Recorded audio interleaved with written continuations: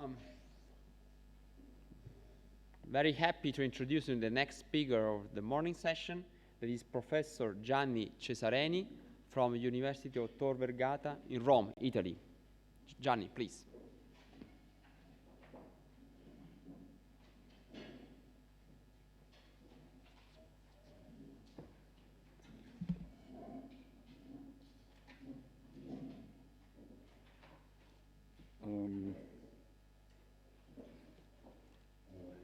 Do I have a microphone if I want to walk around? Yeah.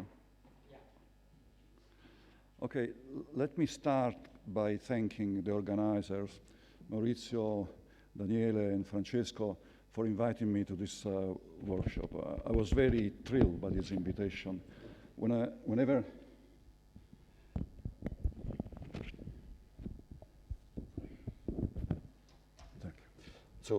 I'm invited to a bioinformatics section, I'm always excited because this boosts my self-confidence. And however, I was a bit less excited when I looked at the program and I looked at the title of the program. And I noticed that probably the attendants, you, are more interested in simulation, molecular dynamics, and fine details of protein-protein interaction. And we are not working on this. We are not specialists of this.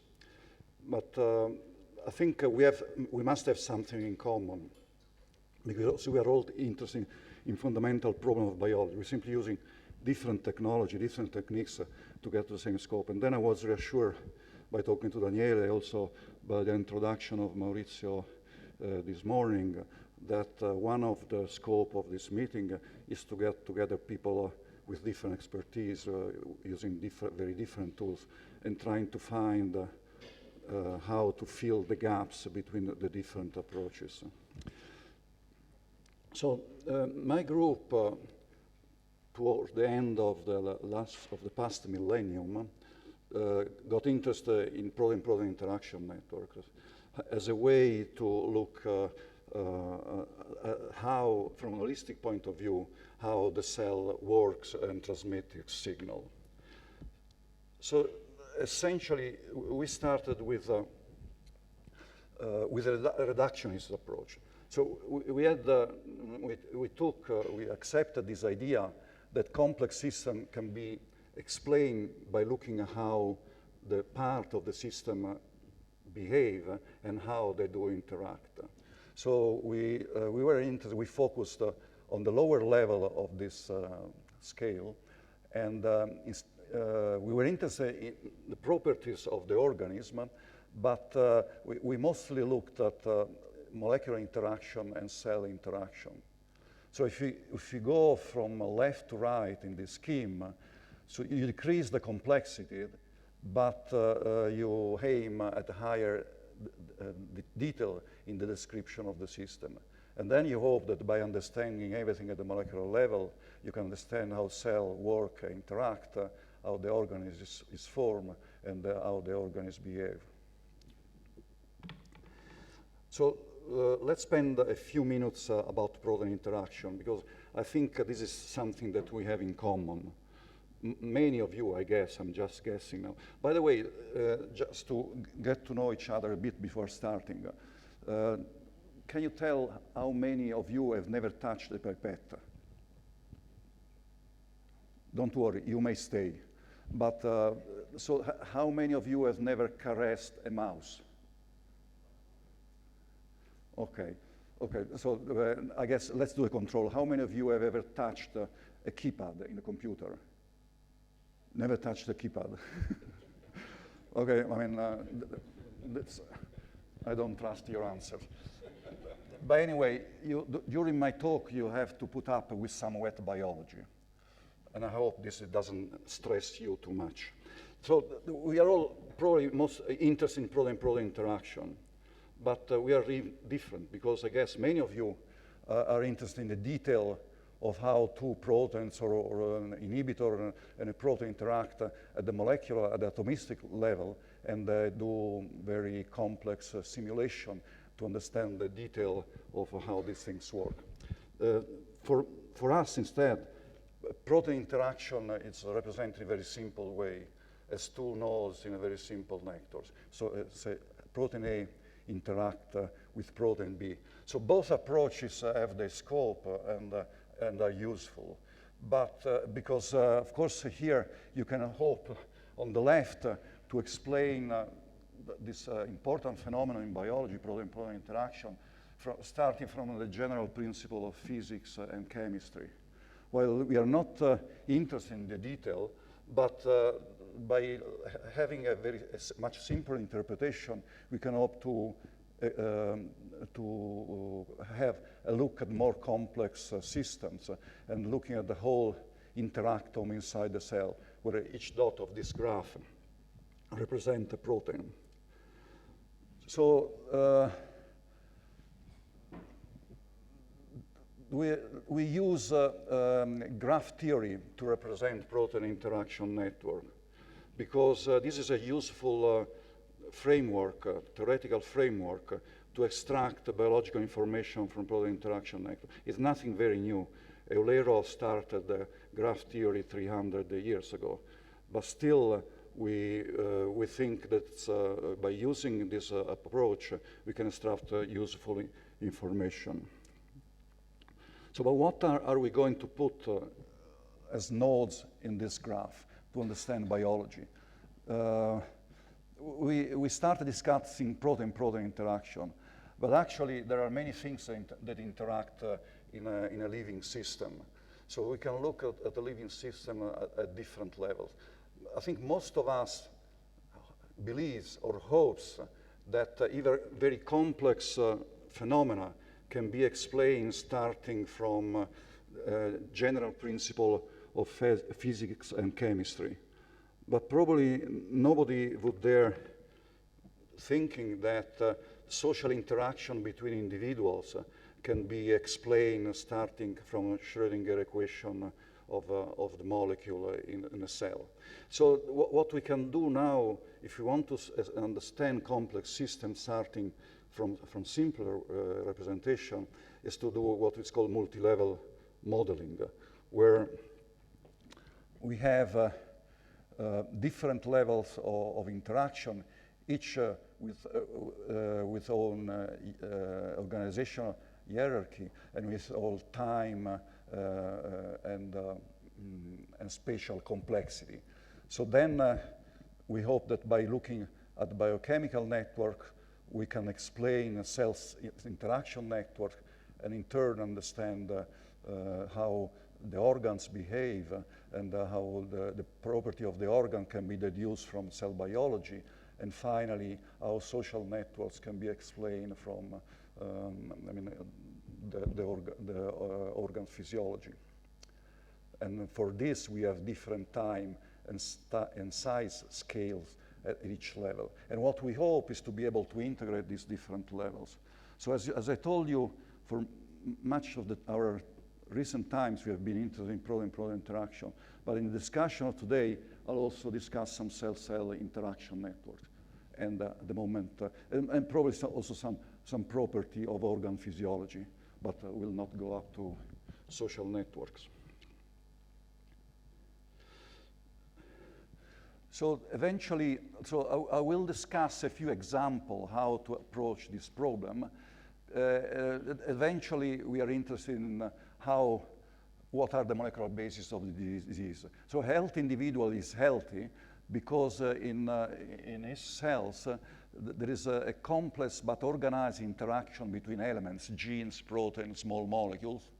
And this works fine and in a coordinated way, and at the end we have a healthy individual. But because of genetic environmental perturbation, all this can fail, and then we have disease. So in the disease, we can explain disease as a perturbation of these interaction networks, whereby because of a mutation of one node of the network or what are called disease genes, or a modifier gene, that is gene that modify the phenotype of the disease gene, we get a perturbation of the network that leads to disease. So as you know, thanks to the development of deep sequencing technology. Now it's routine in the hospital to sequence the genome of a patient with a disease and look for genes that are mutated frequently in that disease. So, and also, just going toward the protein level, we can explain how the concentration of proteins that are important for the physiology of the cell change, and then we can have a guess of what is wrong in the system. But still, the general impression that we have now, despite the amount of information is growing, that we have lists of genes, but we cannot explain the physiology of the disease because we don't know how these genes interact with each other and which physiological phenomena they are involved in. So the problem is to link these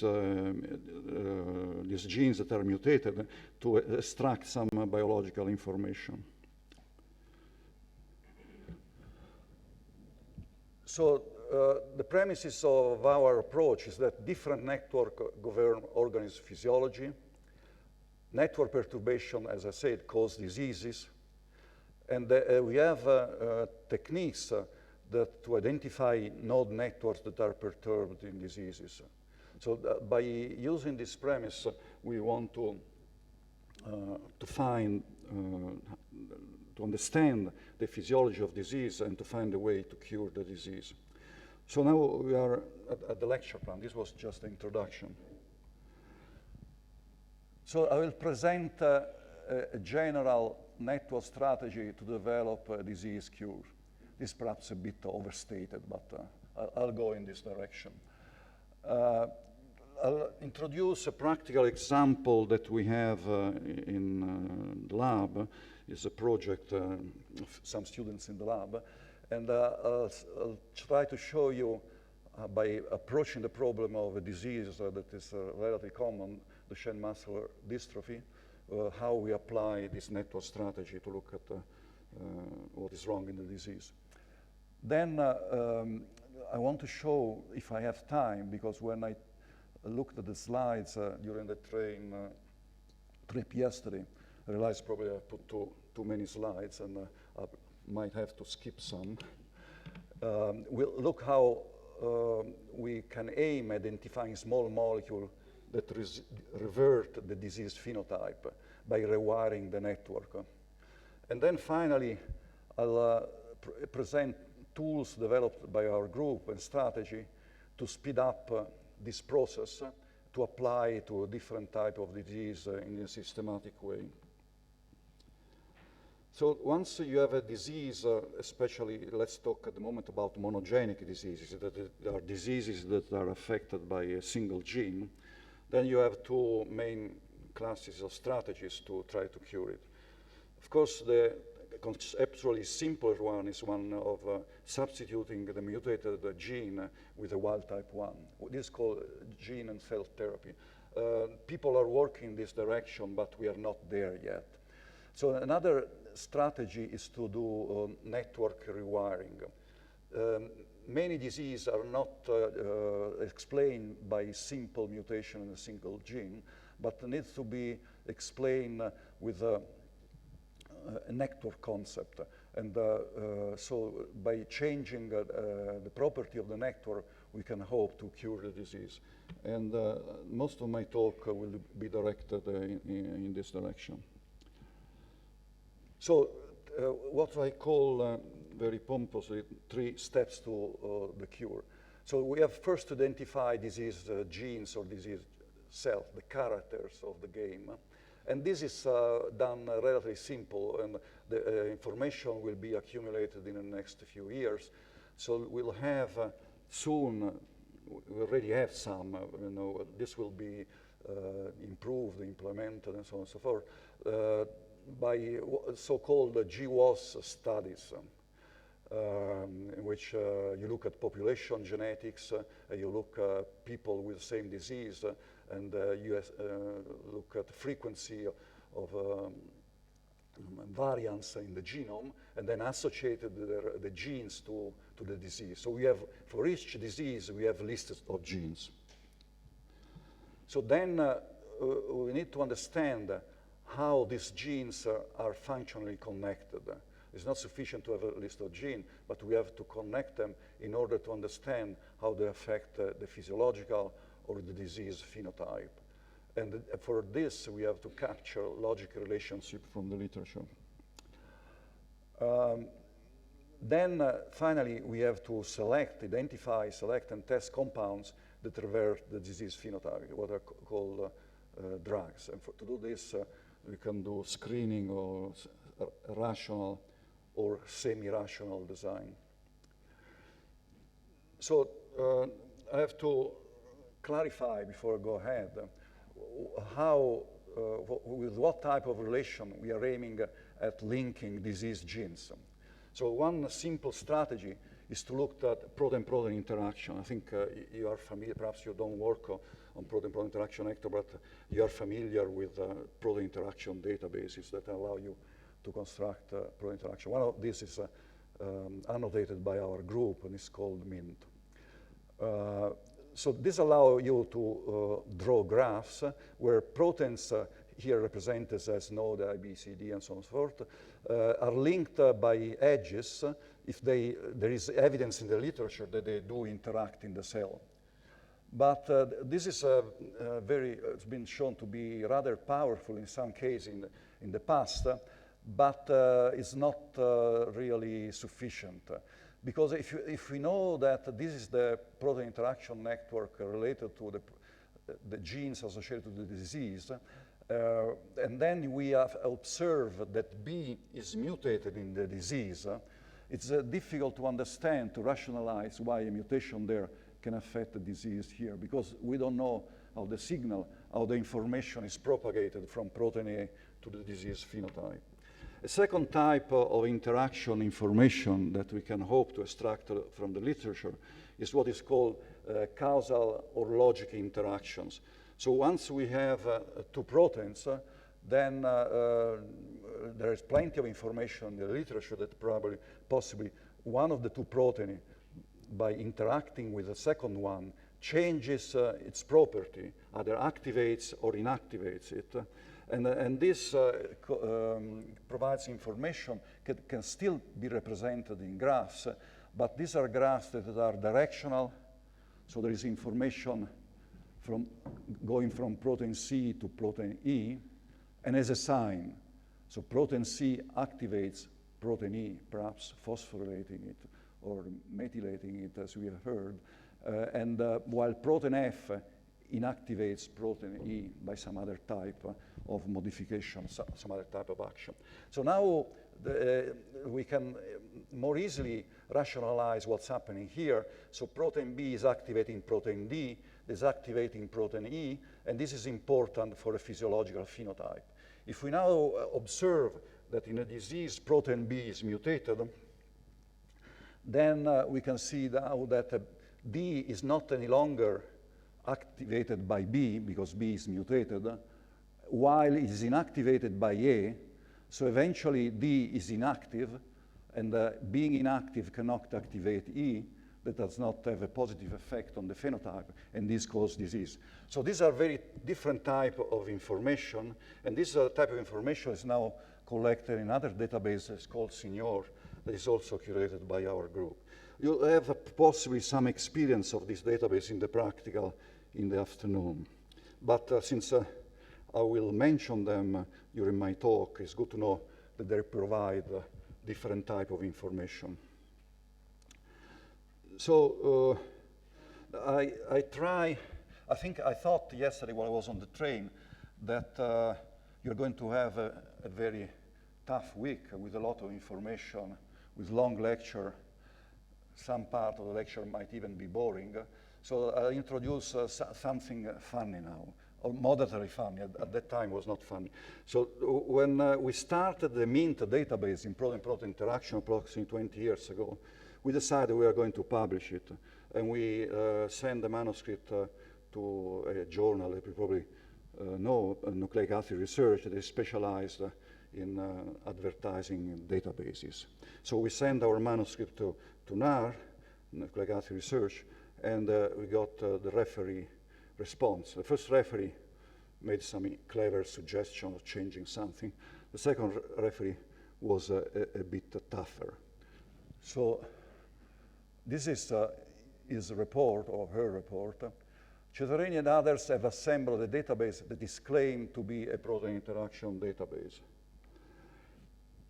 There is an hypothesis missing from this work, not surprising, as MINT is not the work of a group of persons that is established as using bioinformatics method. This is correct. However, it is a critical point that undermines the work of those of us who do construct database and do so for the pursuit of science. MINT lacks the scope of data found in DIP and the approach toward completeness of bind. These were two competing databases of protein-protein interaction.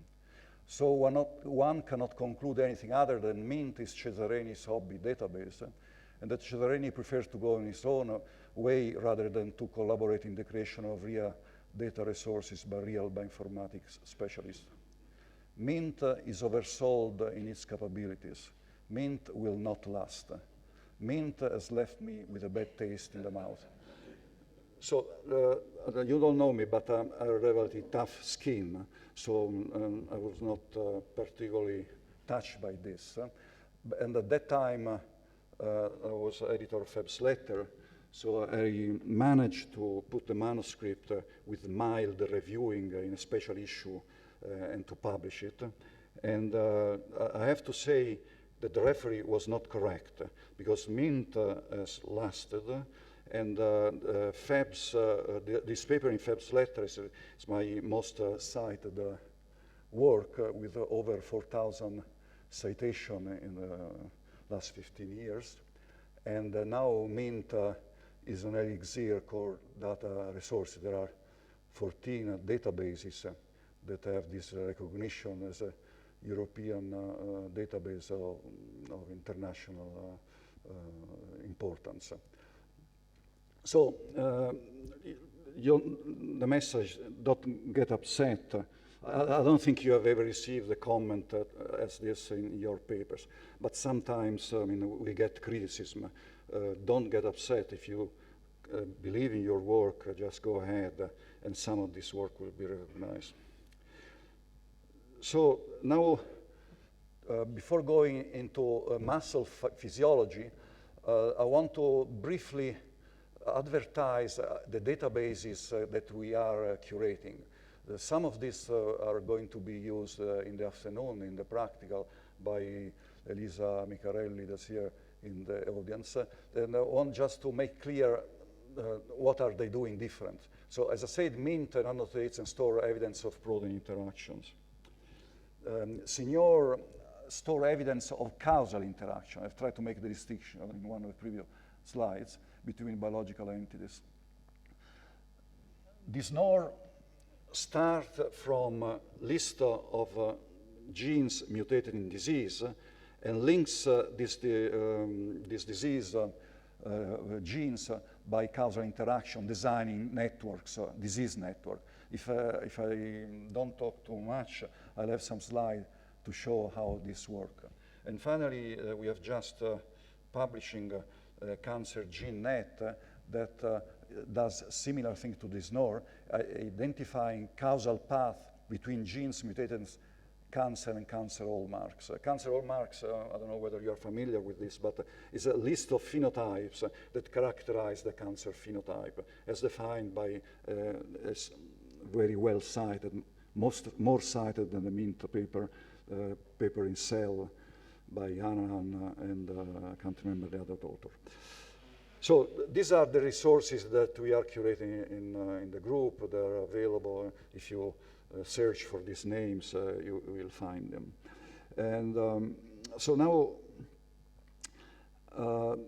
we'll go ahead by showing an example. This you have, I think, to concentrate a bit because we are entering real biology, tissues, mice, wet lab experiment.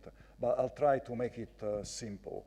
So I'm going to show the result of a project that was carried out by a PhD student in the lab, Milika Marinkovic, with the help of other people in the lab, looking at a disease called Duchenne muscular dystrophy. So this is the muscle. And this very organized hierarchical structure made of fibers that are long cells with many nuclei that are organized into fascicles and kept together by connective tissue. So very well organized structure. I don't want to go in more detail here because even I don't know much about the structure of the muscle. I've been trained as a physicist, so I'm not a biologist. But the muscle, many of the tissue in our body renovate themselves very frequently. The muscle instead is a relatively stable structure, unless you do too much running, too much exercise, or you have this disease called aging. In which, when you have one of these problems, then the function of your muscle begins to deteriorate, and also the structure of the muscle deteriorates. So experimentally in the lab, we can simulate this muscle problem by hitting the muscle with a drug that causes the muscle to destroy its structure. So this is called a cardiotoxin. So this is a section of the muscle with a fiber. If you inject in the muscle this cardiotoxin, then the muscle structure is disrupted. But in a very few days, there's a process called muscle regeneration that restore the general function. So after 1 day, you see that there are many things going wrong. Then you have an inflammation response that helps the reconstruction of the muscle. And finally, after 10 days or a couple of weeks, you have a full regeneration and restore the original structure. So this is an experimental system that is used to look at muscle regeneration. So, but if we look a bit more in detail with this cartoon into the muscle, you may see that aside from the fibers that are the main physiological actor in the muscle tissue, there are a number of other cells that are normal cells, that are just one nucleus. They're not multinuclear as the myotube. And there are a dozen or so different cell types. Some of these are shown here. Fibrodipogenic progenitors that I will discuss in some more detail. Satellite cells that are the cells that by activating and duplicating contribute to restore the function of the muscle by synthesizing new fiber, and other cells.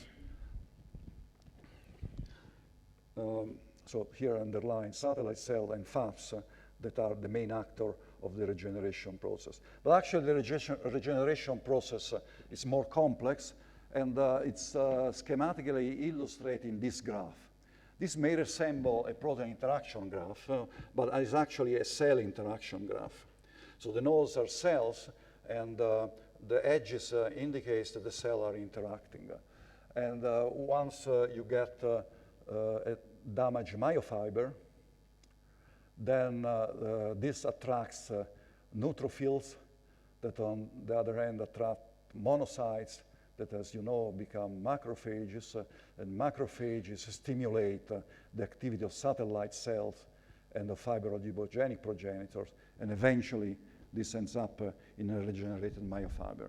I said it very briefly because you might not be very interested about the detail of this, but as you see, the thing, it's complex, and on top of this, the complexity of the system, it's even larger, because each of these cells has an internal network of signaling that recognize the signal coming from another cell and respond by interacting with other protein within the cell. And the interaction, causal interaction network of proteins inside the nucleus changing from cells to cells. So you can imagine that on top, in this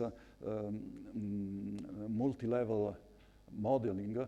On top of each cell, there's a different interaction network that characterize the response of the cell to the signal.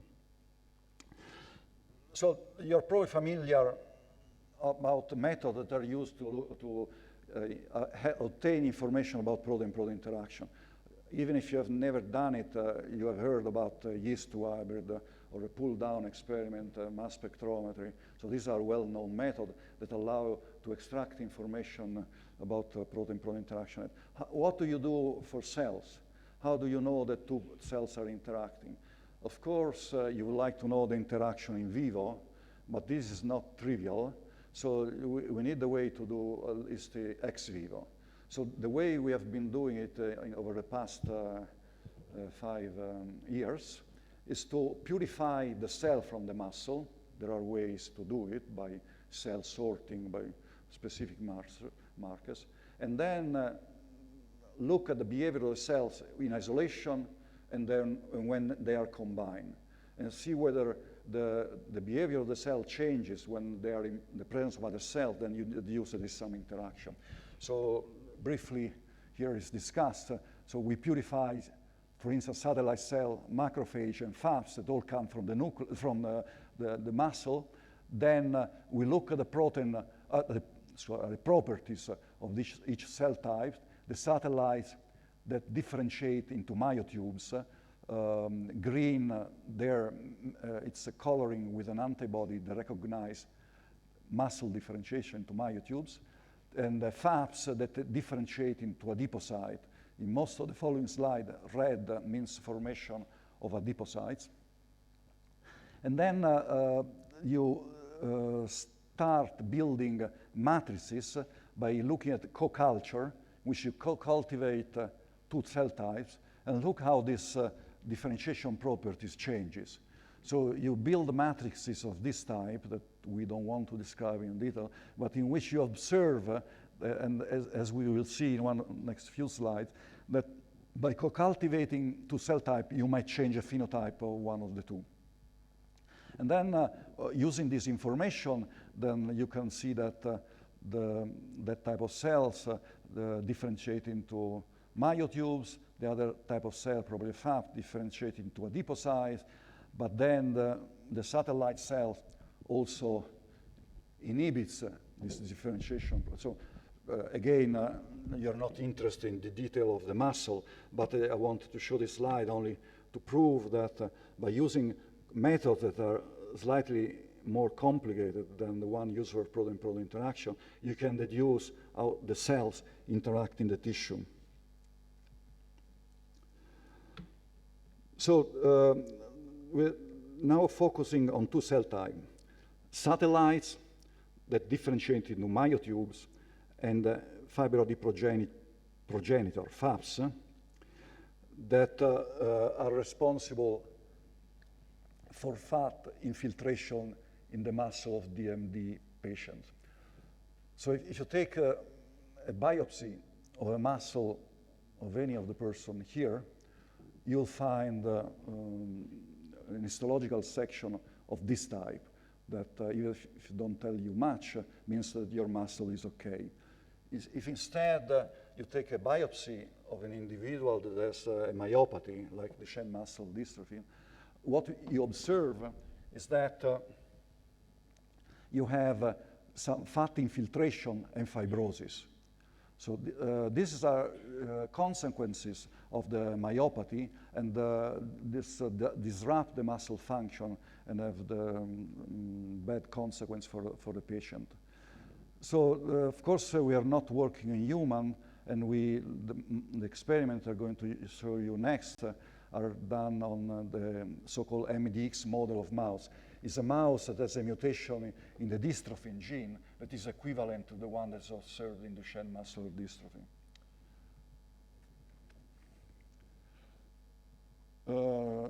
FAPs, fibroadiprogenic progenitors, can differentiate in a number, are multipotent. So when you take it ex vivo, you can differentiate either in the adipocyte, fibroblast, or osteoblast.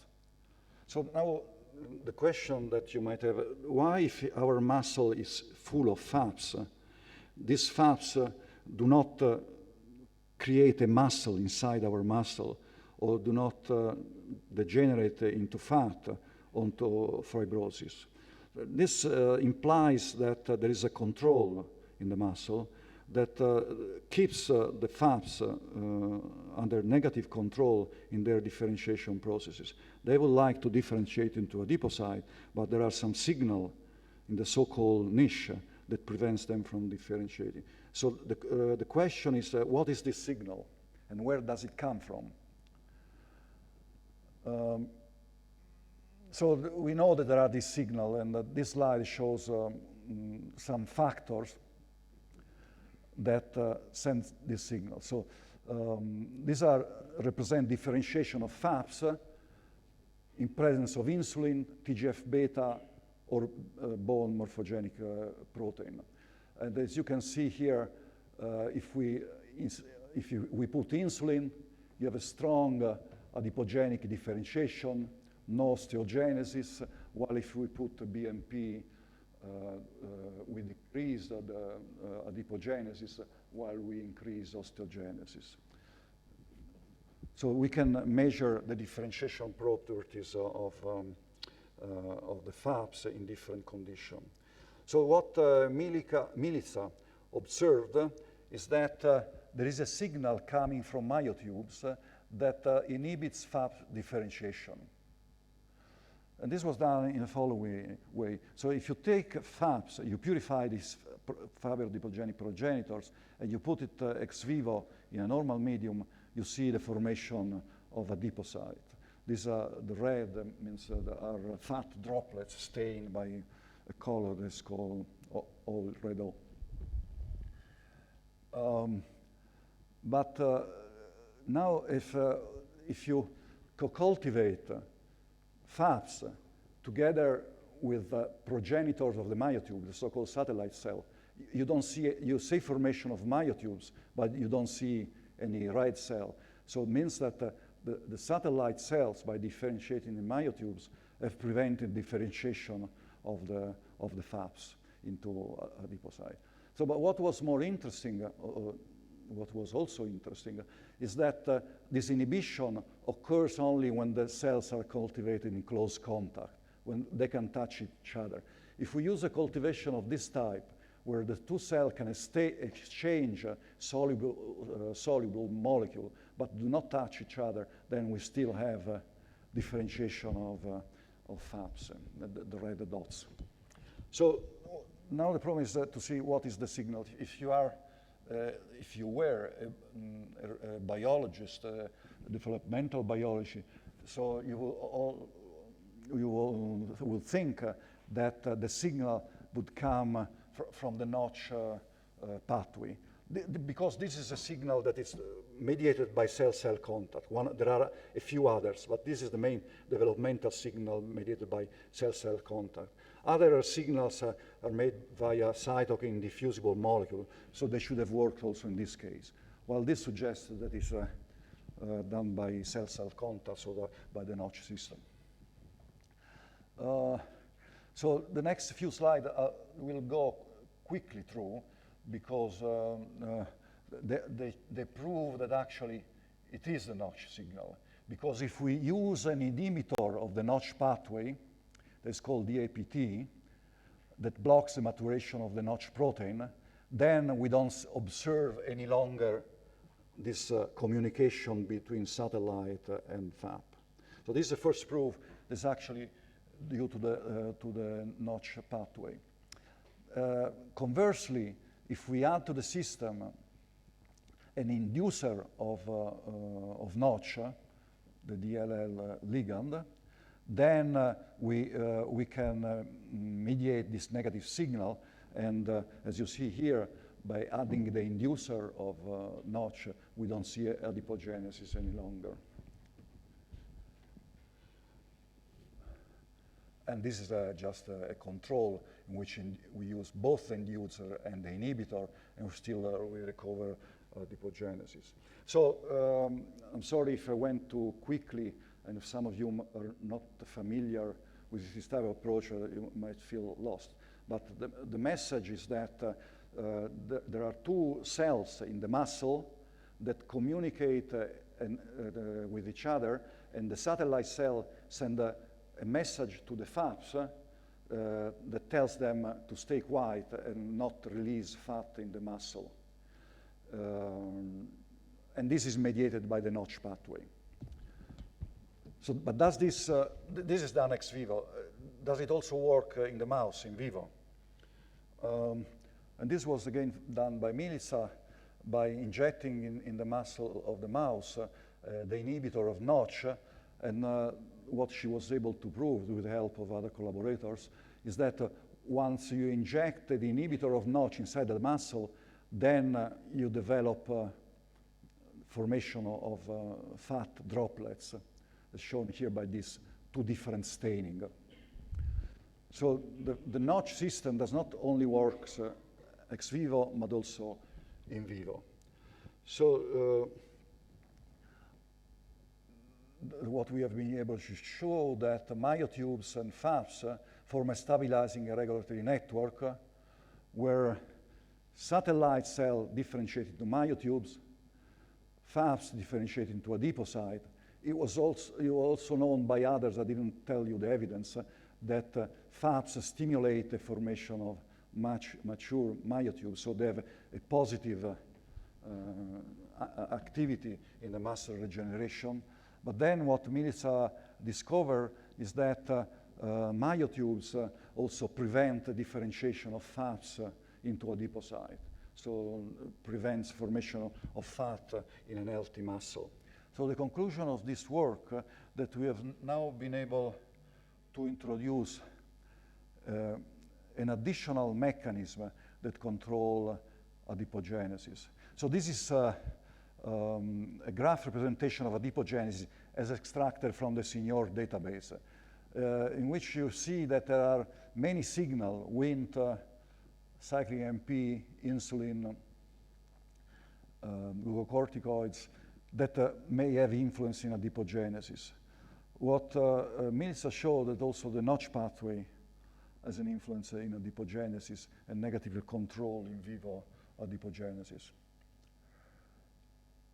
So notch controls in vivo adipogenesis, but this doesn't explain to us why the muscle of patient or muscle dystrophy have fat deposition.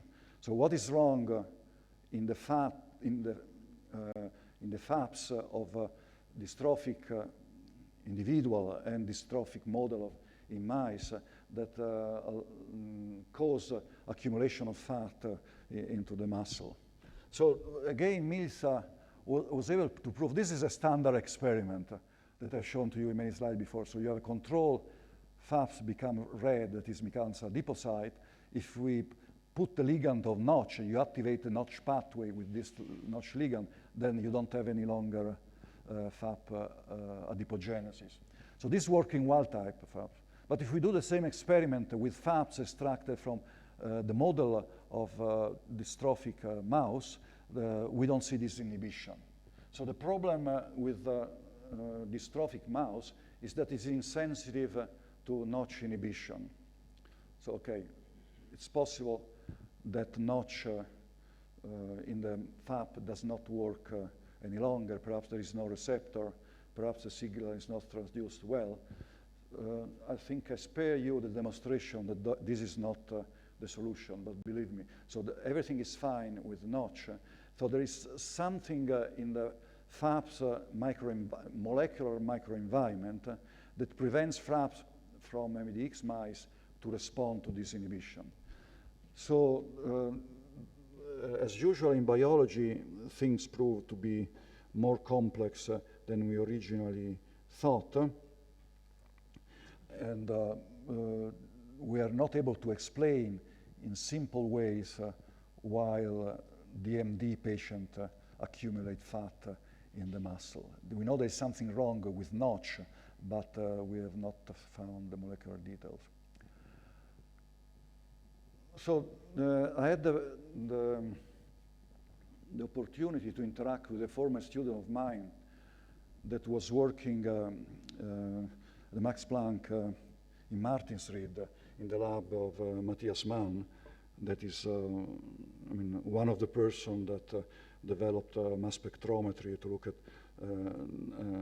protein, to identify proteins. So we teamed together with this student and with Matthias, and we looked what is wrong at the protein level in the proteome of FAPS or wild type of MDX mouse compared to wild type. So we took FAPS from wild type MDX mice, and also as a control FAPS from muscle of a mouse treated in which the muscle was damaged with cardiotoxin. So this is a cartoon to show the process, purification of FAPS, analysis in mass spectrometry. On the right, a bit of dispersion plot to show that things went okay. And then some analysis shows that there are a number of processes that are upregulator or downregulator. So I don't know whether you had experience of this type of experiment. You start with a lot of hope because you finally describe the whole proteome of the cell you are interested in. Then you find processes that are up, down regulated. But then most of the time at the end you get depressed because there are either too much information or not too solid information. So, but we are pursuing some of this observation, and I will describe to you a bit more detail just the observation that the metabolism of FAPS are perturbed. So one of the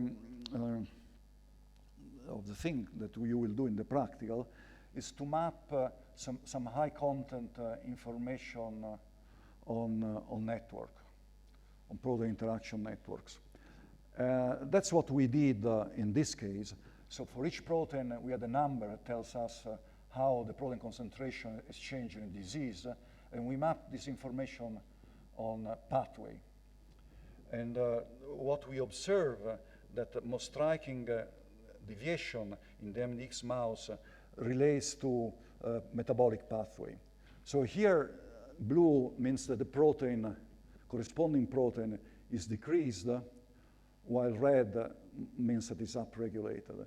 And perhaps you can convince yourself by looking in detail at some of these colors, where we have mapped the proteomic result, that the protein of the respiratory complex in the mitochondria, or the TCA cycle, or the beta oxidation of fatty acid are downregulated in the MDX mouse, while glycolysis and the pentose phosphate are upregulated. So this suggests to us that a clear difference between FAPS in the dystrophic model and wild type is the change in the energy production. So FAPS that are in the disease condition tend to upregulate, to use more glycolysis than mitochondrial respiration. So this is deduced by this proteomic result. But Marco Rosina in the lab did some experiment by measuring oxygen consumption rate. I don't know whether any of you is familiar with this type of graphs. They're obtained by an instrument called Seahorse, but essentially they measure the capacity of the cell to use oxygen, either from the mitochondria or from the glycolytic pathway. And what we see here in the black and red curve, then the FAPS from MDX mouse do not use much oxygen. So, and here we showed instead that the protein PKM2, that is the main regulator of the glycolytic pathway, is strongly upregulated in the MDX mouse. So we made the hypothesis that these metabolic changes were an important event that causes the diseases, that has some influence in the disease. so we asked ourselves, how can we change, how can we help FAPs from MDX mouse to be more efficient in their mitochondrial respiration? There are a variety of approaches we will see perhaps afterwards, depending on time, that we can use small molecules. But what we tried here first is to use diet. So one of the problems, as I've shown to you here, is that beta oxidation of fat does not work very well. So since this beta oxidation can feed the trichloroacetic acid cycle, so this could be one of the problems why the mitochondria of FAP do not perform respiration. And so we reason that if we feed mice with a high-fat diet, this may help the FAP to produce more food for the trichloroacetic acid cycle via the beta oxidation process. So this is what Alessio Reggio and Marco Rosina did. They fed MDX and wild-type mice for, I think if I remember correctly, 4 weeks with a diet rich in fat compared with a normal diet with the same caloric content, and then looked at what has changed, what changed at the proteomic level. So we did, together with Matthias Mann, we did the proteome of MDX and wild-type mice fed either on fat or carbohydrate diets. Then we did mass spectrometry of the FAPs in all the possible conditions. And what you may be able to see here is that here are glycolytic proteins that, as I told you, are high in MDX compared to wild type. But if the mice are fed in a high-fat diet, the glycolytic protein decrease in concentration at the expenses of protein that are in the respiratory complex on the TCR cycle. This in some way suggests that by feeding the mice with this high-fat diet, we help them to use better the mitochondria.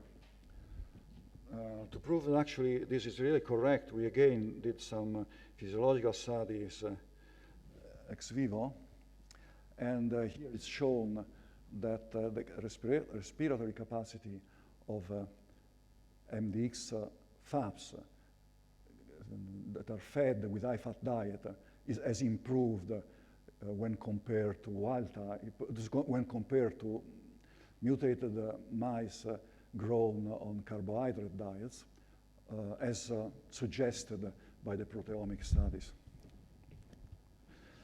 So it's, and not only this, because this has also some effect on the quality of the muscle, because the real thing we want to,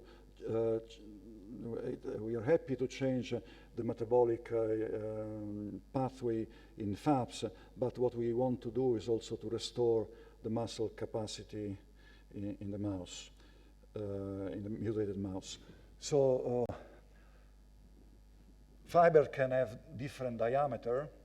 When you become old or when you have a muscle disease, your fiber have a smaller diameter. And this is what shown here. You may see that here, in the mixed mouse,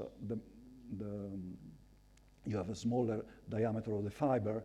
And this is, if you don't believe or you cannot see from the back what is shown here, you can convince you with this color coding in which large fibers are in red and yellow. So the mutant mouse have smaller fiber. And this is one of the reasons because they don't work efficiently. So, but if we now look at the fiber of mutant mice grown on high-fat diet, we see that the diameter of the fiber is increasing. So not only the diet, the high-fat diet, has a positive influence on fat metabolism, but as a result, you also get better fiber. Another proof of this beneficial effect on muscle fiber came from this experiment. Here is a special muscle that we have somewhere here. It's called the diaphragm, where it's shown that in the mouse mutated in the dystrophin gene, you have a much higher deposition, you have much higher fibrosis compared to wild type. But then if you grow the mouse, the MDX mouse, in a high-fat diet, this fibrosis decreases substantially. And this was done on a large number of sections. And this is the quantitation that shows that this actually. So the conclusion is that by feeding the diet that stimulate the mitochondrial respiration, not only reach your goal of increasing changing the metabolism of the mutant, but also improve the physiology of the muscle. The referee now has to show that the mouse is also stronger, growing high-fat diet, and we are trying to prove it because the mice do not collaborate, and it's difficult to prove that they're actually strong. But we'll try to do that. So,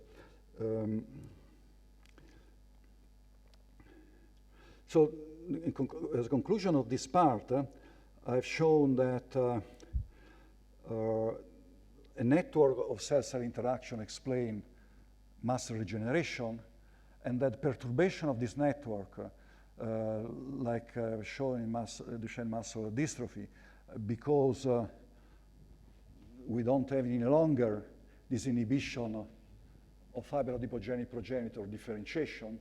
This is removed in the mutant, and then I didn't go into the macrophage problem, but because I don't have time. But there are these two perturbations of the network cause the disease. And I also shown that by trying to rewire the disease network, reintroduce this inhibition, we may succeed, at least in part, to restore the wild-type phenotype. I think I have half an hour left. I plan to look at how can reach the same goal with small molecules, because these are simple types of approach in disease curation. And I'll probably have to go a bit more quickly, but I'll tell you something, because we have two different types of approach. In one case, it's an unbiased approach. So we have a screening, high content, high throughput screening, where we look at more than 5,000 molecules, and we chose molecules that are already approved Food and Drug Administration, so a molecule that we could directly test on human. We have to skip phase 1 or 2. And we looked for molecules that can perturb FAP adipogenesis. So the process that I've shown to you before, the readout is the formation of these red dots in the cell culture. Can we find among these 5,000 more molecules some that inhibit adipogenesis? So we have an unbiased screening. I don't describe the detail. And we find molecules like, for instance, budesonide. This is a differentiation without the drug, the right differentiation with the drug. So we have an inhibition. Then we found molecules that actually activate adipogenesis that are not very useful from a therapeutic point of view, but are useful to dissect the process.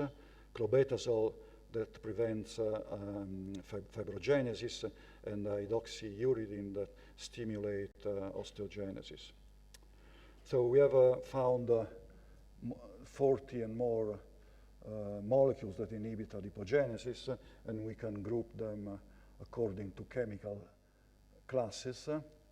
And now what we are interested in is to find out whether the different classes of molecules that inhibit adipogenesis do it by interacting with different pathway or with the same pathway, because if they interact with different pathway, they could have a synergic effect. So we could propose to use them in combination in therapy.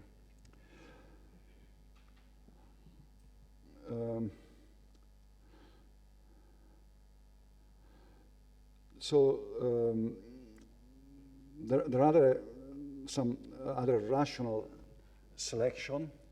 Rational selection is not meant, as you probably have in mind, so we are not looking at the structure of proteins and then look for molecules that dock into the protein, but we look at the pathway that are involved in adipogenesis, and we try to identify molecules that disrupt, activate, or inactivate this pathway to modulate the network and to reach our scope. And so I will skip this since I put the skip button. And perhaps if you're interested in this type, you can ask Elisa that is here in the audience, and she will be happy to show you what she has achieved. So briefly, another type of rational approach. So we know that the Wnt pathway, another type of important developmental pathway, inhibits adipogenesis. So what type of drug, by looking at this network again obtained from the Senior database, how can we hope by small molecule to activate the pathway so that we inhibit adipogenesis? And we did a screening of kinase inhibitors, and what we observed is that inhibitor of the GSK3 beta protein, that is inhibitor of catenin that's on its end, is an inhibitor of adipogenesis, have an inhibitor effect on differentiation. So, there are gels to prove that the relevant protein go up and down. So by looking at the pathway that have to do with adipogenesis, like the Wnt pathway, and reasoning which type of protein should be blocked or activated to inhibit or activate adipogenesis, we were able to reach the scope. And this, and Alessio was able to prove that this works also in vivo. So if we provide this inhibitor of GSK3 beta to the mouse muscle, then you inhibit adipogenesis, as shown in this slide here, if you compare it with the top frame up there.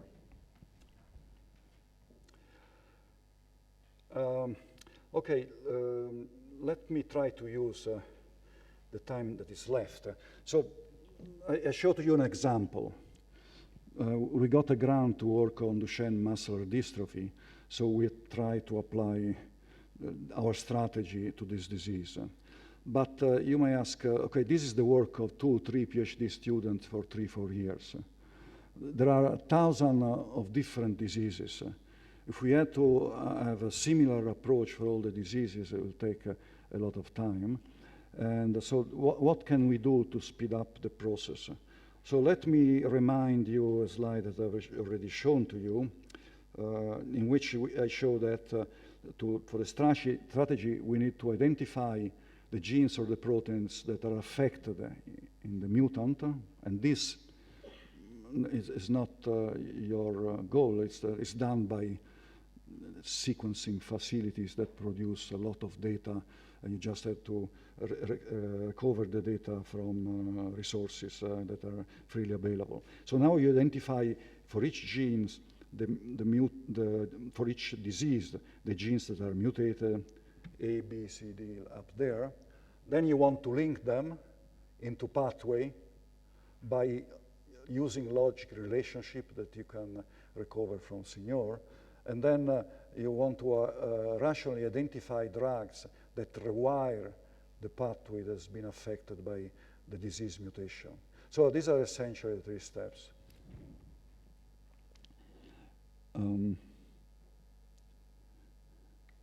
The question is, can we develop tools to speed up this process? Because as I said already before, you have thousands of different diseases, but for each of these diseases, we begin to accumulate list of genes that affect the disease phenotype.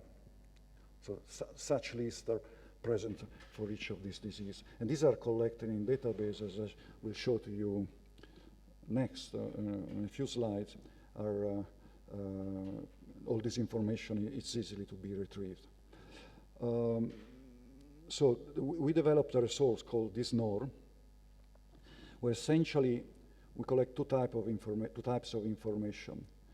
So in DisNOR, there are a list of genes that are affected in a disease. This colored dots. So we have focused on a specific disease, the top one with blue patients. And then we want to know, are these genes or these proteins functionally connected? So we can go in the literature, extract information about causal interaction. This was already done by the curators in our group in the senior database. So you can simply ask the database and to have this functional information. Then you might find that the yellow protein activates the orange protein, and so on and so forth. And finally, the violet protein at the end affect the disease phenotype. So what essentially does this NOR resource is to put together the information in a resource called DisGenet that accumulates disease-associated genes, several thousand genes associated to different diseases, and information in our senior database that collects several thousand causal relationships between proteins. And this is DisNOR, so it puts together these two activities with the aim of constructing for each disease a disease network, a disease pathway.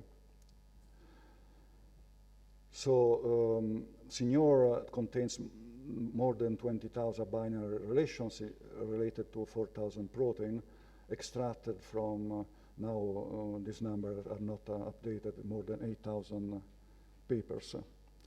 And the information that contains is of the type AKT, the kinase AKT, inhibits red hammer, the protein BRAF, by phosphorylating it, the residue 734, and by doing this, downregulates better BRAF activity in vivo. So these are the type of information. Of course, then you have the link of the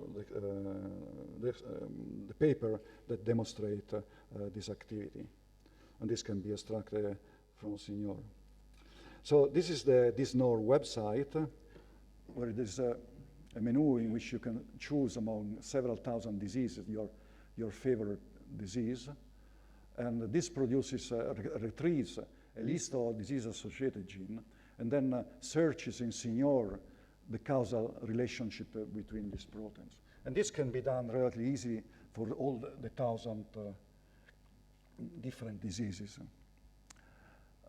So this is the output. So essentially, this is the list of disease or gene related to this disease. There's basal cell carcinoma. And the algorithm searches, search a logical relationship in Senior, and then by a few algorithms helps connecting them. By the connect functionality, you simply find whether in Senior there are relationships that directly links the disease genes, and you get an output of this sort.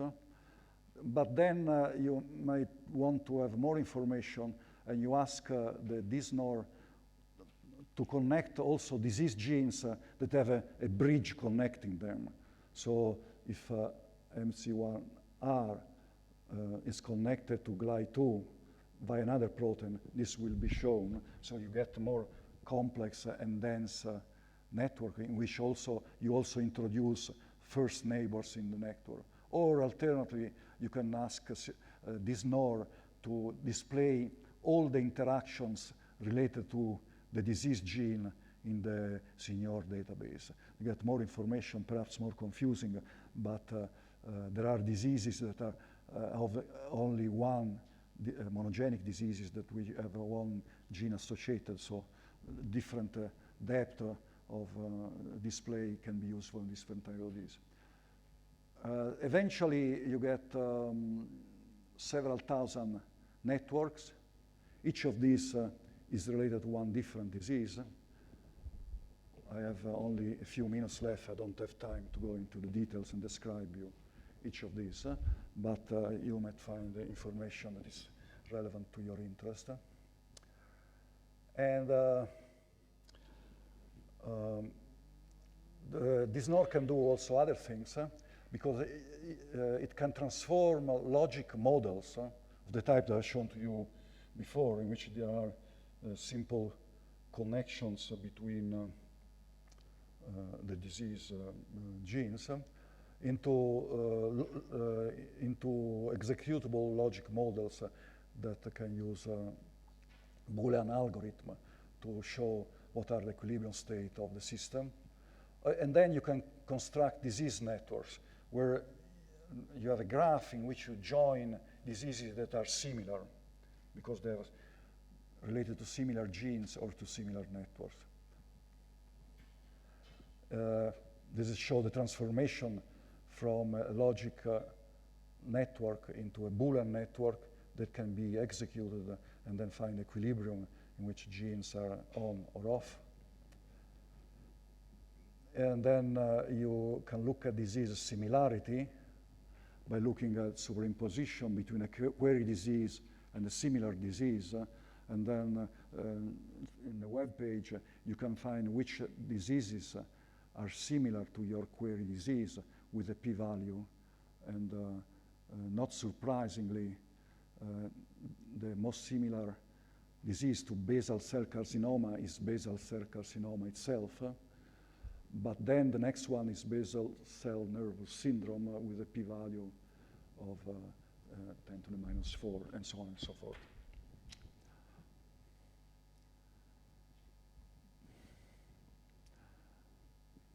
And you can construct disease networks and extract some biologically relevant information.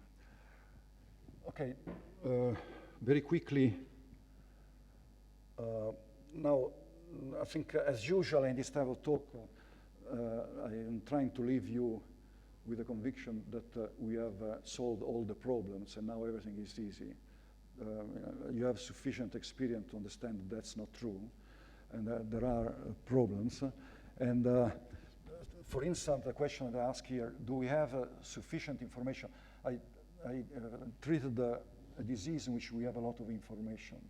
For many of the other 1,000 diseases, we don't have such detail. So UniProt has approximately 20,000 proteins.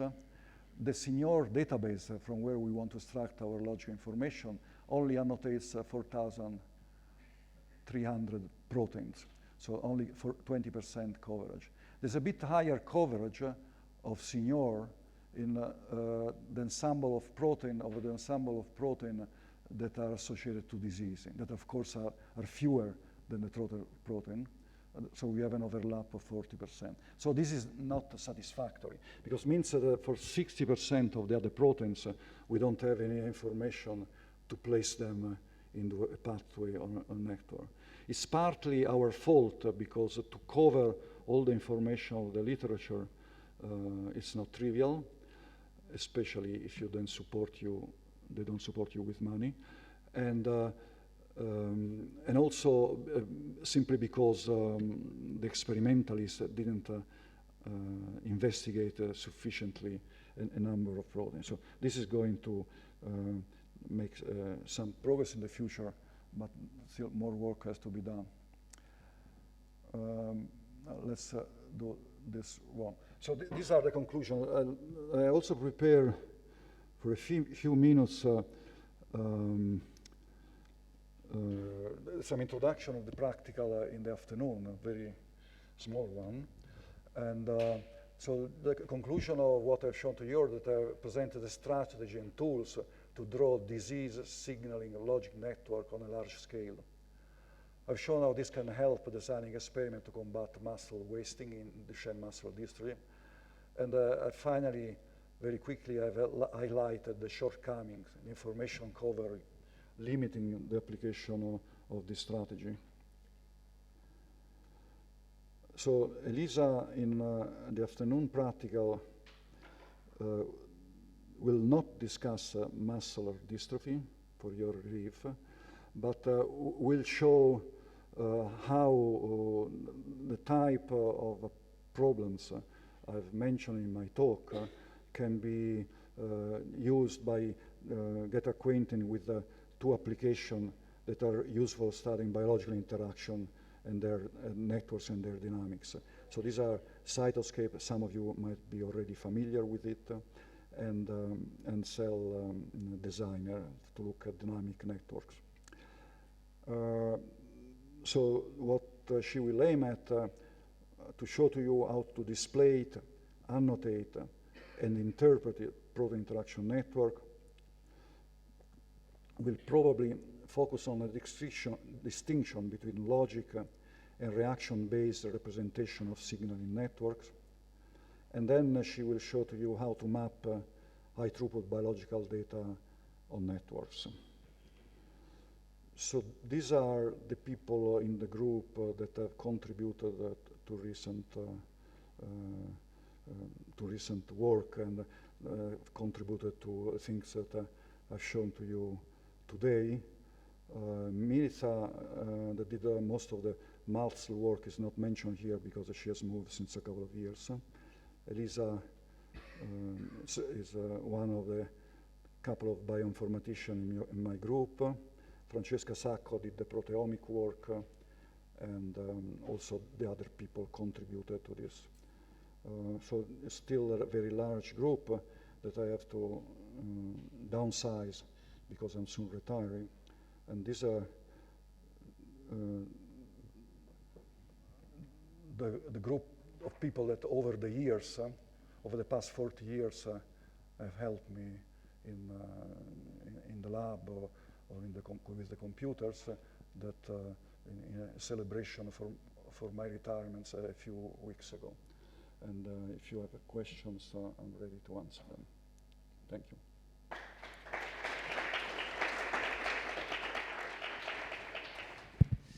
Thank you, Gianni, for a very nice talk. So we have some time for questions and discussion. So, please. Don't be shy. Any question? Daniel has one? Yeah, I have a couple actually, but I'm waiting for the audience. I have to warn you that with age I become a bit deaf. So just speak loudly and clear, otherwise I won't understand you. I have a question about the last part of your talk about the diseases network. Do you think that, I mean, you have the diseases and you know the genes that are involved in these diseases. So, but you know also the phenotype and the symptoms. Can you, I mean, it's possible to use this network to predict which are the genes involved in some diseases that, use this network to predict the genes. But it's possible, but then you don't have the golden standard to prove that you are right. So, for instance, as I've shown to you, the networks controlling adipogenesis are relatively complex. There are many pathways controlling adipogenesis. So I can predict that any gene in that network that inhibits adipogenesis, if it is mutated, will cause fat deposition in the muscle, so will be a disease gene. And I cannot evaluate for which percent of the case I'll be successful, but of course, many of these genes are also essential genes. So you perhaps not find as disease genes because you cannot have individuals with this mutation because they will not survive the developmental process. Still, perhaps in a cell system, that inhibit adipogenesis or cause disease phenotype, but you will not find an individual with a disease that has the mutation. So I would say, to give a straight answer to your question, it's clearly easy to predict and rationalize in introduction what's the strategy for my prediction. I'll be less sure about the effectiveness. But I mean, now that you suggest, we might try to think a bit deeper into this type of issue and see whether we can do something. Just because I was thinking about, for example, Wait. autism, in which you have several symptoms and different phenotypes, but I mean, maybe the genes are the same that are involved. So you can, I mean, you can have a ranking of the candidates for some pathologies, starting from the network. I would say it's an intriguing question, and I will think about it. But I'm not ready to give an answer now. So if I stay in the lab for a few more years, I'll try to address this. Andrei. Well, I thought the students are supposed to ask, and we should be silent. But but it's well, Gianni, first, it's a fascinating topic, and I think very interesting approach. So my question is about the association with disease versus the specific details, and the target can be, well, a protein may be a target, and it may be overexpressed and hyperactive. It can be broken in multiple ways and can be mutated. All these actions, they can be actually opposite to each other. So within Senior or DSNOR, is there a distinction between, for example, hyperactive kinase or broken kinase? In DSNOR or Senior, you don't have information about mutations. So you only have information whether protein A is activating or inactivating. Then if you know that the mutation is activating or inhibiting protein A, then you can guess what is happening to the protein B downstream. So what is not present in Senior is a link between the amino acid change predicted by the mutation and its activity. I mean, whether it's activating, hyperactivating. There are other tools. I know that Rita Casadio, that's coming here tomorrow, has done something in that direction. I'm not sure whether tomorrow morning we'll talk about this. But there are some resources and tools that predict the effect of mutation on proteins, whether they are activating or inactivating mutation. Then, by using the Senior information, then you can see what is the result of the mutation on the downstream of the pathway. But the Senior does not offer this. It says Senior describes a wild-type network. Thank you.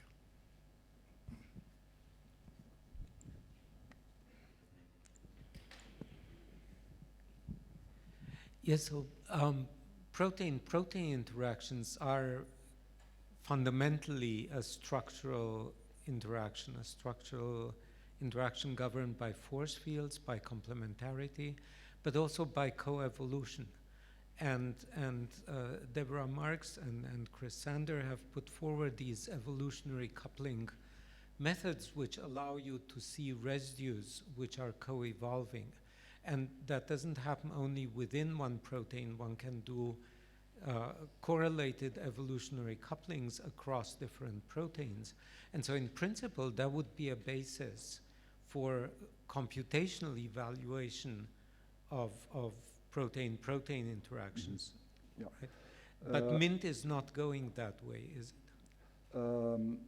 I think in our database we don't insert predictions, but we insert experimental results, and this can be used by prediction method to test them.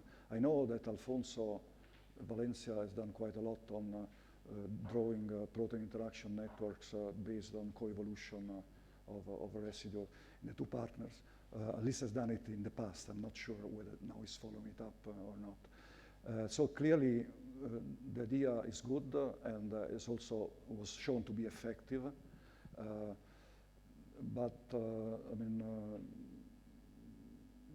I think there are other databases like String that you might know. And this String database, they don't do any curation, just steal curation work from other databases, but then add on top of this other things like coevolution. And this is useful because as we know, as we experimentalists know, that experiment sometimes fails or give wrong results. So some validation from orthogonal techniques or approaches, or more the validation, some scoring of the trust that we put in this interaction are useful. So I think String does something in this direction. Okay, but then where do you see the interface between computational efforts and what you have described? This is the same question I asked you. Well, I asked first. No, I'm a bit far away from this, and till today I didn't see any interface, but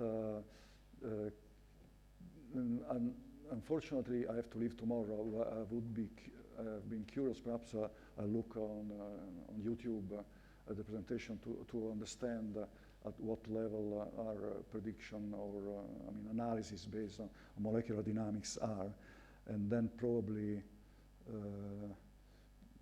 you can probably tell me what is the percentage of protein that you can build a satisfactory model? Satisfactory depends on what the in which you can do is, computational biology and predict protein-protein interaction. Right, exactly. So if you're interested in surfaces, because invariably it's the surfaces which interact, then modeling is really poor. Modeling is really poor because the side chains are so hard to model accurately. So we can get at the backbone fairly reasonably. Surfaces are hard. But with the guidance of evolutionary coupling, a lot more becomes possible. Is evolutionary coupling not sufficient? So you need you need 3D structure. Maybe if I can also comment on this, since also we work with GPCR dimerization. So it's true, actually, from the simulation point of view, as a simulation guy, it's difficult, of course, side chains, flexibility, conformational changes also of the proteins. Now things are improved a lot thanks to the increasing computing power, also the increasing methodology. We will see in the schools also the Causal molecular dynamics that allows to go beyond the standard time scale, the side scale of standard simulations. So in this sense, yes, it's very hard, it's challenging. Still, we have some important improvements in the field.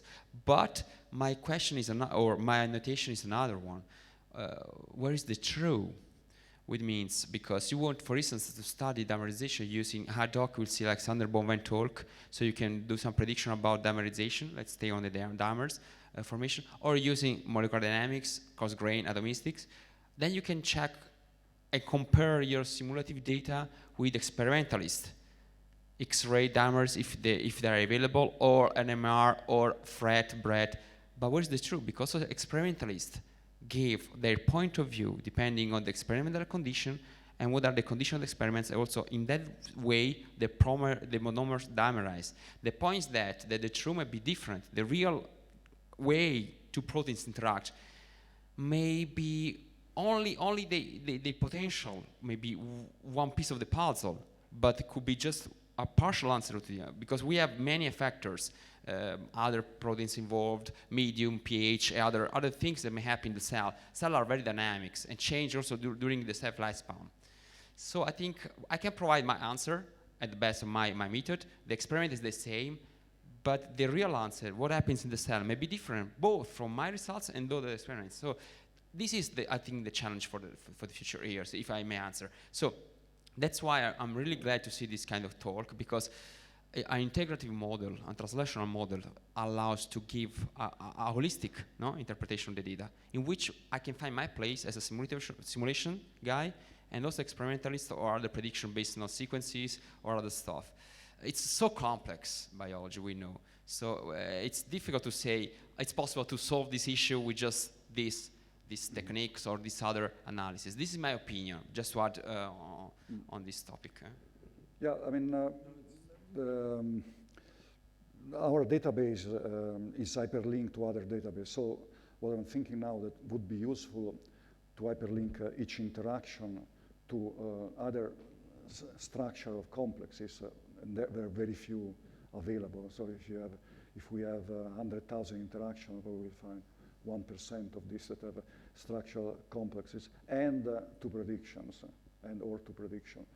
So I don't know now if we can guess how many of this from how many of this experimental interaction we can build model of the complex. So it could be useful to offer to the user also, aside from experiment proving interaction in the cell, a model of predicted complexes. Yeah. Yes, I have a question. Actually, it's a follow-up to what Andre said regarding the protein logical relationship that you introduced. Can you tell me more? I was interested about which kind of information, which kind of data are used to build this logical relationship between proteins. I mean, the data are all experimental data, which we find papers say protein A activates protein B by phosphorylating it at serine 32, and we keep the information in which system that has been demonstrated. So in which cell type, in which tissue, and by which method, and that's it. So all experimental information in which we know that one protein has a direct effect on a second protein. And actually, in the database was also chemicals, phenotypes, and stimuli. So we can link all these things. Using Boolean operators, or yes or no, activates or not. This is. I mean, the model is very simple, and occasionally, relatively often, we find problems because activates, inactivate, it's sometimes relative to the context, and we cannot put this information. It's too complicated. So, for some of this, we encounter problem in how to annotate experimental information. Okay. And also, a protein can have two different effects downstream. Activates one protein, and so when we say, what does it mean that that protein is activated or is not? Is activated for which function? So, but you cannot be perfect. Yeah, sure. Thank you. Other question? So let the speaker again. Before leaving, I have a couple of practical information for you. So first of all, then there is lunchtime, and since today is Saturday and the cafeteria in the campus is closed, you can go nearby. There are pizza. It's I don't remember the name. It's a pizzeria very close. There are also another bar that is open where it's within walking distance, and we will meet again at 2 p.m. But in the main building, in the ground floor, room is 156, if I'm not getting wrong, for the practical session, and for which I have to thank, it's a big thank to my group, and particularly to Stefano Ragnolo and Paolo Conflitti. They are over there because they set everything up. They spent the last 2 weeks to install all the programs, all the stuff. So they really also spend a lot of time, and part of their research they could not continue the project in the last 2 weeks to prepare the school. So really big thank to them, because if you can do the practical session, it's thanks to these two guys. Okay, so see you soon, and remember 2 p.m. in the main building. Last reminder is please sign the both participation list, one for the cost and the other for the second. It's important for us to receive the funding. Okay, thank you. Have a nice lunch.